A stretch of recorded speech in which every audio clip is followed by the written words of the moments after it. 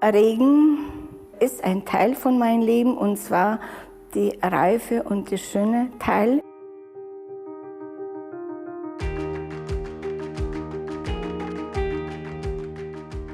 Ich bin Kalina Svetlinski. Wir sind hier bei mir in meiner Galerie in Regen. Ich habe Kunst studiert. Das war nicht nur mein Traum, sondern meine Berufung. Das, was ich eigentlich immer machen wollte. Was mich eigentlich interessiert, ist alles, was mit uns passiert, was in uns passiert, in verschiedenen Situationen, emotionale Zustände und wie der Mensch eigentlich die Welt aufnimmt.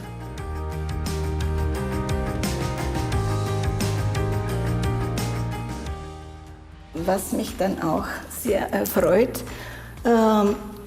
wo viele Leute dann auch die Galerie als wichtiges Zentrum für Kunst in unserer Stadt finden. Und die kommen immer wieder, es ist nicht nur, weil man auch ein Bild braucht, sondern die Leute besuchen die Galerie, weil sie das genießen. Die genießen diese Kunst, welche wir hier zeigen. 1992 war die erste Ausstellung, welche habe ich eigentlich in Regen gemacht.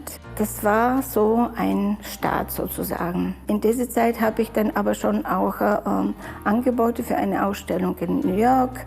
Da habe ich schon in Paris ausgestellt. Es ist eine lange Liste und jedes Mal war ich dann auch voll mit Stolz und sehr glücklich, dass jemand an mich gedacht hat. Wir leben in einem Ort, wo die anderen Urlaub machen, und es ist wunderschön. Ich war zusammen mit meinem Freund damals und heute auch mein Mann.